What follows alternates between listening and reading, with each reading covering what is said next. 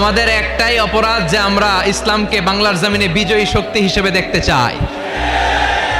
আমরা চাই যে কালিমার পতাকা পতপত করে সংসদ ভবনের উপরে উঠবে, চিল্লায় বলেন ঠিক কিনা?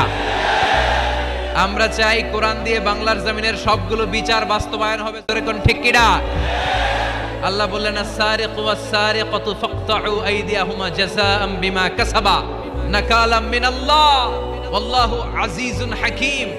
If anyone steals something very precious in the society, the government should cut down his right hand. কেউ যদি চুরিতে ধরা পড়ে, দামি কোনো জিনিস যদি চুরি করে চুরিতে ধরা পড়ে, গভর্নমেন্টের উচিত ওই চোরের ডান হাতটা কেটে দেওয়া, চিল্লায় বলেন ঠিক কিনা? এরকম শুধুমাত্র একটা চুরির বিচার যদি জুমার সালাতের পরে বাইতুল মুকাররমে বিশাল স্কয়ারের মধ্যে লক্ষ মুসল্লির চোখের সামনে টেলিভিশনের পর্দায় আমাদের গভর্নমেন্ট গোটা বাঙালি জাতিকে দেখিয়ে দেয়, তারপর দিন থেকে একটা চোরও বাংলাদেশে খুঁজে পাওয়া যাবে। একটা জিনাকারীর শাস্তি যদি হয়, গোটা বাংলাদেশের মানুষ যদি এটা প্রত্যক্ষ করে একটা জিনাকর খুঁজে পাওয়া যাবে।